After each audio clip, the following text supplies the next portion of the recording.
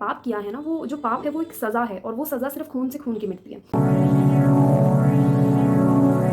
Hello everyone, welcome to part 3 of series of truth.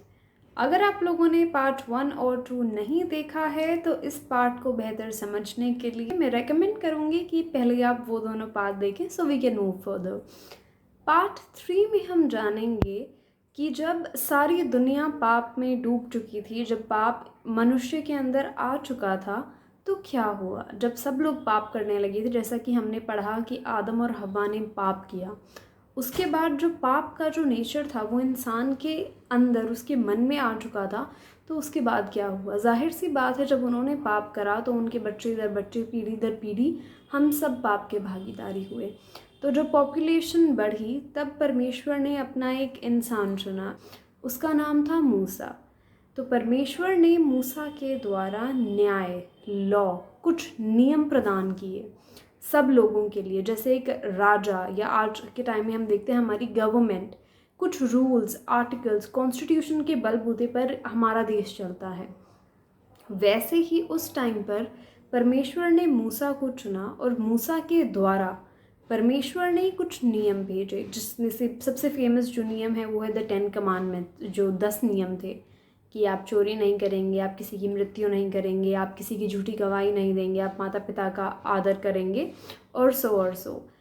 तो तब परमेश्वर ने मूसा के द्वारा कुछ नियम दिए। अब जाहिर सी बात है कि जैसे आज के टाइम में अगर हम कोई नियम तोड़ते हैं, हम किसी का खून करते हैं या हम रेड लाइट स्किप करते हैं, तो उसका एक दंड होता है, उसकी एक पनिशमेंट होती है कि अगर हमने कोई लॉ तोड़ा है, हमने कोई नियम तोड़ा है, तो उसकी भरपाई के लिए या तो हमें चालान देना होता है, या हमें कोर्ट में अपनी हाजिरी पेश करनी होती है, कुछ और कुछ।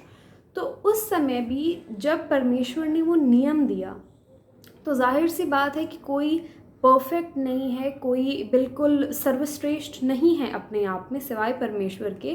तो जाहिर सी बात थी वो जो नियम थे, या तो वो जाने में या वो अनजाने में तोड़ना एक मनुष्य का स्वभाव था, क्योंकि कोई भी परफेक्ट नहीं है।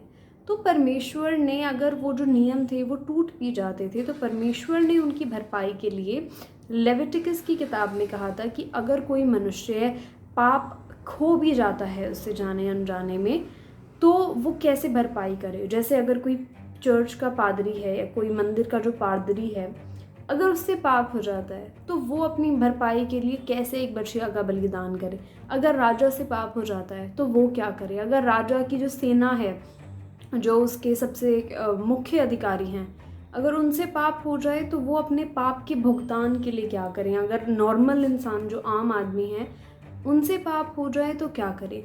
तो उसके अंदर अलग अलग सैक्रिफाइस थे कि एक या तो बछिया को या एक कबूतर और एक टर्टल डव को वो लेके वो उनका बलिदान करें, उनकी वो बलि चढ़ाएं, क्योंकि जो उन्होंने पाप किया है ना, वो जो पाप है वो एक सज़ा है, और वो सज़ा सिर्फ खून से खून की मिटती है।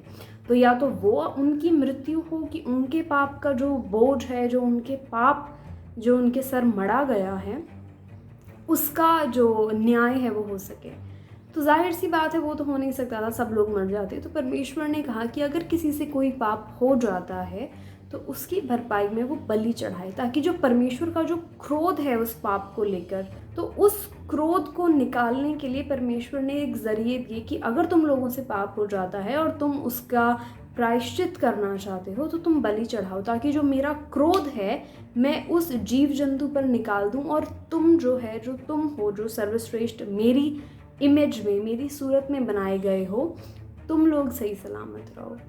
तो अब जाहिर सी बात थी, लोग बढ़े और इतना पाप बढ़ा कि अगर हर कोई अपने अपने पाप की भी गवाही दे तो फिर दुनिया में तो जो परमेश्वर ने बोला था कि इनकी बलि चढ़ाओ, वो तो बचते ही ना।